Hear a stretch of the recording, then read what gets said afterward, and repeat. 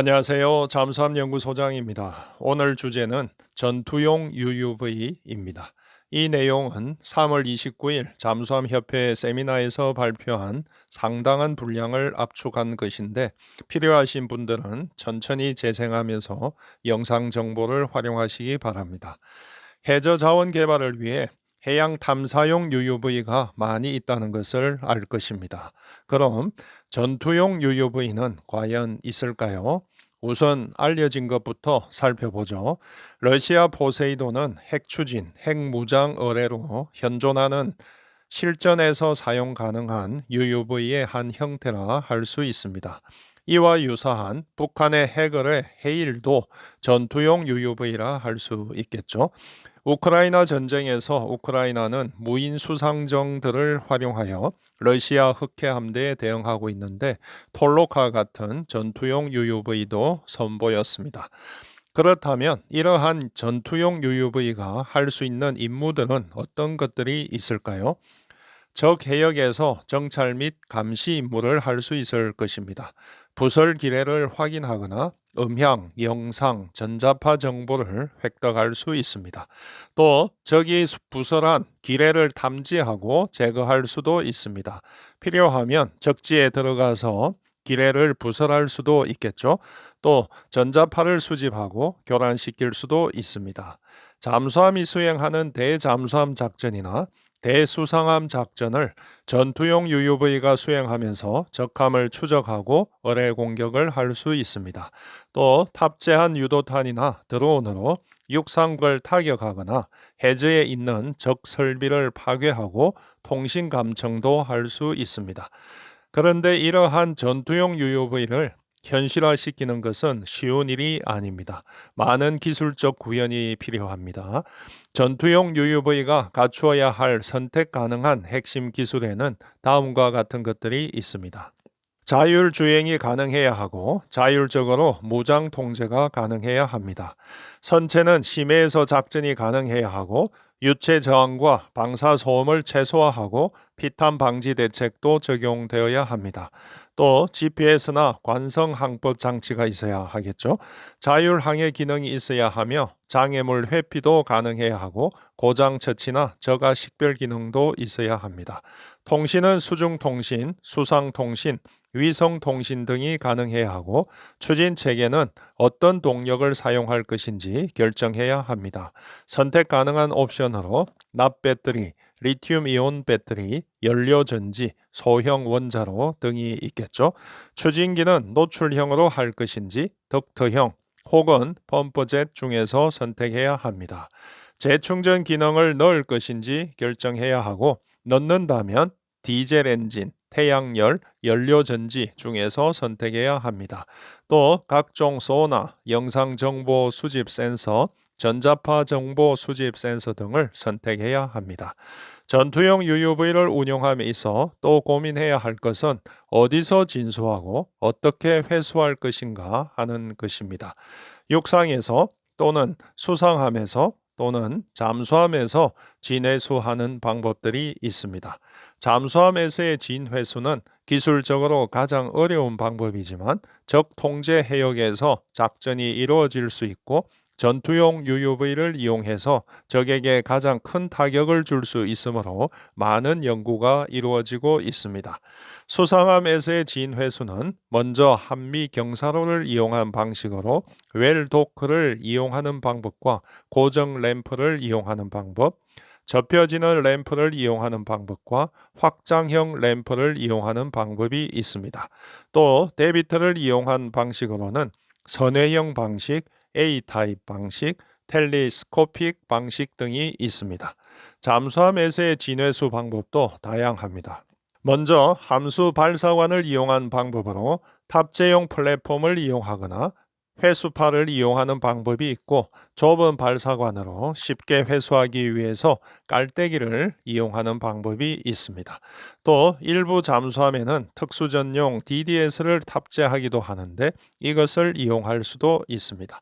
깔때기를 이용하기도 하고 탑재용 플랫폼을 이용할 수도 있습니다. 또 수직 발사관이 있는 경우 설치된 플랫폼을 이용하여 회수해서 UUV를 세우고 발사관 안으로 집어넣는 방법도 있고, 잠수함과 UUV에 낚는 줄을 설치하여 회수 후 선체에 부착하는 방법도 있습니다. 최근에는 상부 갑판에 UUV 전용 격실을 만들어서 이곳에서 진회수가 이루어지기도 합니다. 세계 각국은 전투용 UUV를 현실화시키기 위해 많은 노력을 하고 있는데, 대표적인 전투형 UUV들의 특징을 살펴보겠습니다. 미 해군은 2023년 12월 보잉사로부터 오르카 시제품을 인수하였으며 개발 시험 중입니다. 오르카는 기뢰 부설이 주 목적이지만 타 전투 임무 수행도 옵션에 따라 가능합니다. 디젤 리튬 배터리를 사용하고 자체 충전이 가능합니다. 영국의 세투스는 모듈식 디자인으로 컨테이너에 탑재가 가능합니다.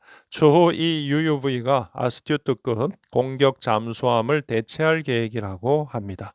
중국의 CSSC-705는 선배열 청면 소나와 어뢰 발사관 사문을 장착하고 저가 식별 능력과 우군간 교전 방지 대책까지 적용한 것으로 알려졌습니다. 러시아의 세파로포드는 50노트 속력의 경어뢰를 탑재하여 대잠수함 공격이 가능할 것으로 예상합니다. 프랑스 네이벌 그룹의 전투용 UUV는 정찰 감시 임무를 주로 하지만 향후 중어뢰를 탑재하여 전투 임무 수행이 가능할 것으로 예상합니다. 일본의 알타는 리튬 배터리를 탑재하고 대잠전, 대수상함전 등 전투 임무 수행이 가능하다고 합니다. 독일의 MUM은 현재까지 공개된 UUV 중 세계에서 가장 큰 크기이며 수소 연료 전지와 리튬 이온 배터리로 구동됩니다. 모듈형으로 전투용으로도 사용이 가능합니다. 이스라엘의 블루웨일은 타스, 파스 등을 탑재하여 소나 성능을 극대화하였으며 리튬이온 배터리로 구동되며 향후 자동 충전 기능을 추가할 예정이라고 합니다. 호주의 고스트샥은 최대 6,000m까지 자망이 가능하여 심해 전투 임무 수행이 가능한 특징을 가지고 있습니다. 우리나라도 하나오션이 2023년 마덱스에서 어뢰 발사관 2문이 장착된 전투용 UUV를 선보였습니다.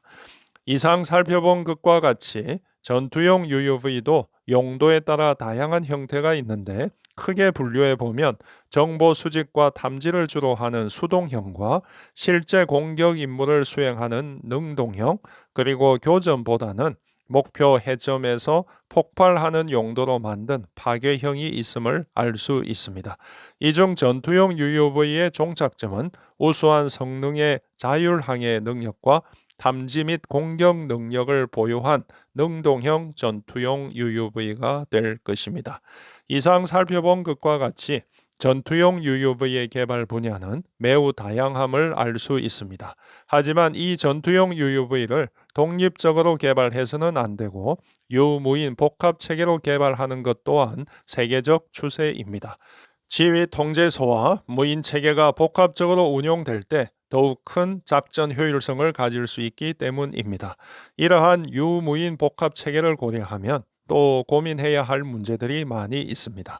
지휘 통제함을 기존 함정을 활용할 것인지 아니면 무인체계 전용함을 새로 획득할 것인지를 결정해야 합니다. 이 지휘 통제함은 전투용 UUV만 운용할 것인지 다른 종류의 무인체계까지 복합적으로 운용할 것인지를 결정해야 합니다. 지휘 통제함이 할 수 없는 임무를 이 전투용 UUV를 이용해서 할 것인지 아니면 지휘 통제함의 임무를 UUV가 보조 역할을 하도록 할 것인지도 결정해야 합니다. 지휘 통제함 전투 체계에 전투용 UUV 통제 기능을 통합할 것인지 아니면 별도의 UUV 전용 전투 체계를 만들 것인지도 결정해야 합니다.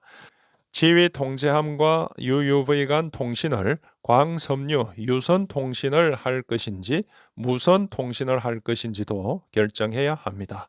이 외에도 고민해야 할 것들이 많이 있을 것입니다. 이 전투용 UUV는 21세기 해전을 주도하는 분야입니다. 누가 먼저 선점하느냐에 따라서 승패가 결정될 수 있기에 각 나라는 물밑에서 피나는 경쟁을 하고 있습니다. 이상 잠수함 연구소장이었습니다.